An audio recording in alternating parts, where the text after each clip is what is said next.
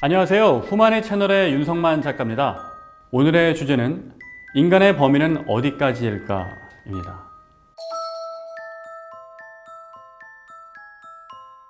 누구나 인간과 인간이 아닌 것을 쉽게 구분할 수가 있습니다. 그런데 저는 오늘 왜 인간의 범위를 어디까지 봐야 할까라는 주제를 갖고 왔을까요?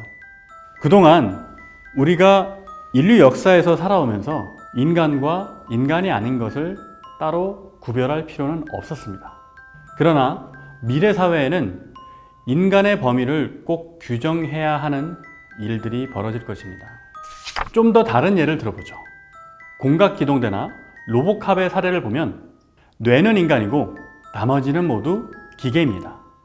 이런 경우에는 사람일까요? 아니면 로봇일까요? 미래 사회에는 더 나은 인체 능력을 갖기 위해서 사이보그가 되는 길을 선택할지도 모릅니다. 성형수술을 한번 예로 들어보죠. 성형수술은 2차 세계대전 당시에 처음 기술이 발달하기 시작했습니다.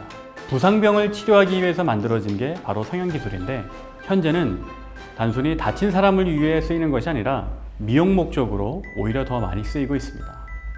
이 이야기는 우리가 어느 날에는 자기의 신체를 트랜스폼하는 것이 단순히 사고나 부득이한 이유가 아니라 더 나은 신체 능력을 갖기 위한 것이라고 볼 수도 있다는 겁니다.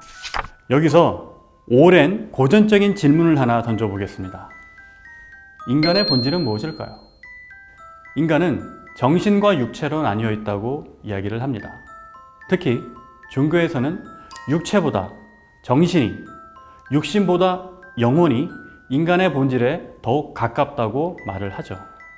과학에서 보면 이 또한 물질적인 현상입니다. 뇌의 화학 작용일 뿐이죠. 그런데 미래 사회에도 이 정신과 영혼을 우리가 물질적으로 구현해낼 수 있는 기술들이 나오게 될 거라고 믿습니다. 트랜센던스라는 영화가 있습니다. 이 영화의 주인공은 조니 뎁이라는 배우가 맡았는데요. 영화 속에서는 천재 과학자로 나옵니다.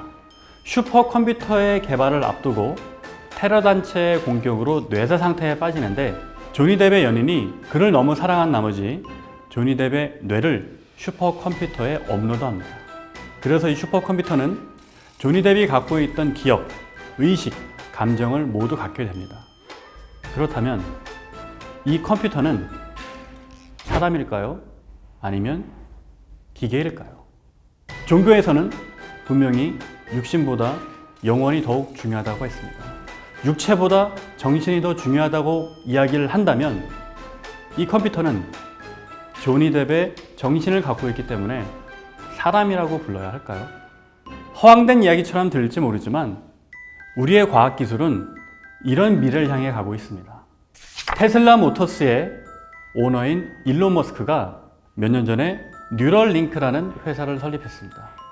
이 회사의 목적은 뇌와 컴퓨터를 연동하는 기술을 개발하는 것입니다. 영화 트랜센던스에서 있었던 일들이 현실이 될 수 있는 거겠죠. 미래 사회 우리는 인간은 어디까지로 규정이 될 것인지, 그리고 우리는 인간과 인간이 아닌 것을 무엇으로 구분해야 할지 고민해야 할 날이 필히 오게 될 것입니다. 오늘 후마니 채널에서는 인간의 범위는 어디까지일까를 놓고 이야기를 나눠봤습니다. 다음 시간에도 더 재밌고 인사이트 있는 이야기로 여러분을 찾아뵙도록 하겠습니다. 고맙습니다.